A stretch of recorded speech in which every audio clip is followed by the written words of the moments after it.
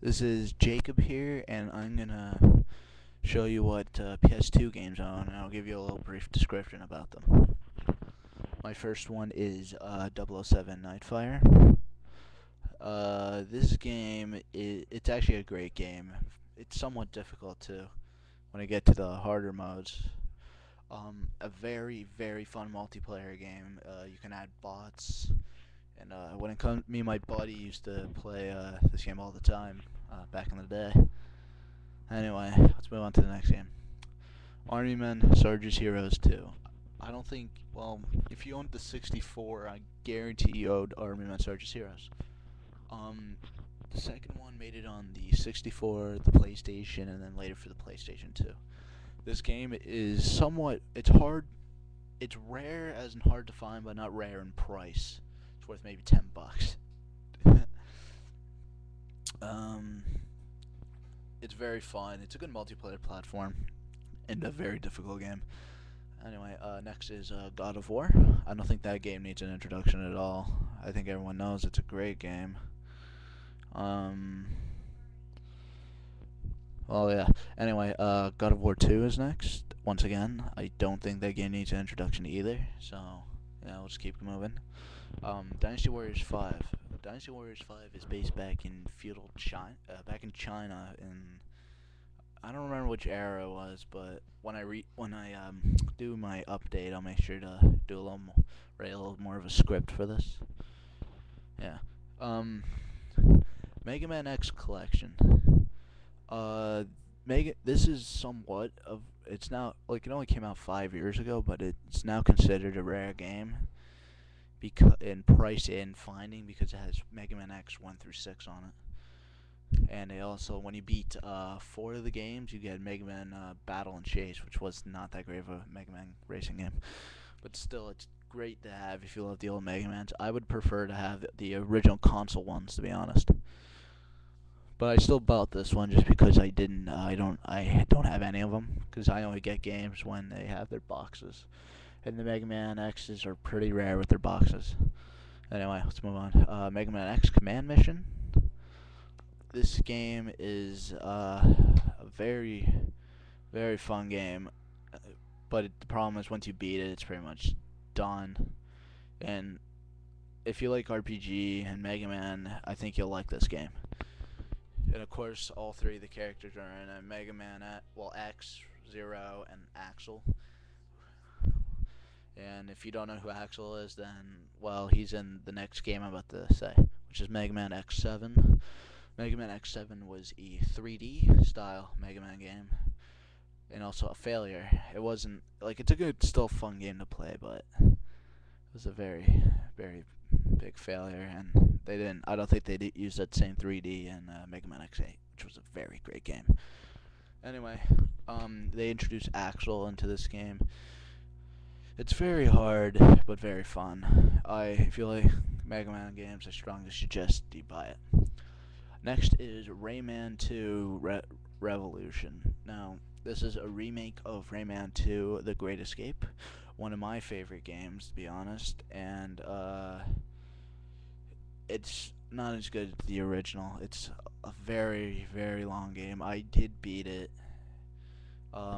They added a sort of a walking platform. They can actually speak English in this one, but the problem is you have to buy power-ups, which is very annoying, and it costs yellow lumps, which is another nuisance. Anyway,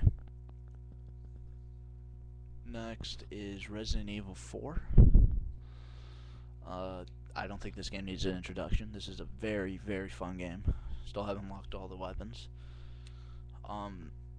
I will probably eventually get the GameCube version and maybe the Wii version if I ever get a Wii, which I probably will. Anyway, unless Wii 2 has a GameCube back or its compatibility, I'm not gonna bother. Next is Samurai Warriors. Once again, I don't think this game needs an introduction. It's a very fun game. Actually, what am I saying? Sorry, it does need an introduction. This is exactly like Dynasty Warriors, but it's Japanese, Japan. It's very fun, very difficult, and I honestly like this one better than 2. Yeah. Next is It's not rare as in price, but it's very difficult to find. It is Simpson Skateboarding. It's a very difficult game to find, but it's not worth jack, honestly. Um, I luckily found one, and it has its booklet as well. And by the way, all these games are complete except for the one, which is my rarest game, which I'll do last. Anyway, next is Street Fighter EX3. It's tag team. Well, the story is basically you pick whoever, and then you fight 3 people at once, and then the last person you beat down, you get to add them to your team or not, which is very interesting, honestly. I'd probably just get Ryu and Ken and probably blanket or something like that. Anyway, next game is Time Crisis 2. Somewhat of a difficult game to find these days. It's just somewhat difficult to find these days. It's not rare, but it's just at times I see it, and I got it for about $10, so I picked it up. As its booklet complete. The only problem is I don't have a gun con yet. I really need to get my hands on one, and gun cons are pretty demanding these days. Next is Time Crisis 3. This game is very fun, and I strongly recommend both of them if you can get your hands on them. Well, anyway, second last game will be Time Splitters, Future Perfect. This is a very fun game. Very underappreciated, these games, I would say. I don't have 2 and 1 yet, but they were for the PlayStation, which I just recently found out. I only thought 1 and 2 were on the GameCube, but I recently found out they were for the Xbox as well, and sadly they're not Xbox 360 compatible, which is a shame. Anyway, these are all the main games. Now, let's move those around, and this is my rarest game. Marvel vs. Capcom 2 for the PlayStation 2. It's one of the rarest games. My only problem with it is it doesn't have a booklet. That's the only problem. Really need to get my hands on a booklet, but still worth a lot, honestly. Without the booklet, it's considered, I think, the top 10 rarest games. I think it's number 5. I think. Someone check that for me, if possible.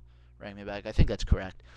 Anyway, thanks for watching. I will update over time, and yeah, thank you. Please leave any good comments, and if you can think of any good PS2 games, I'll be more than happy to check them out. Thank you.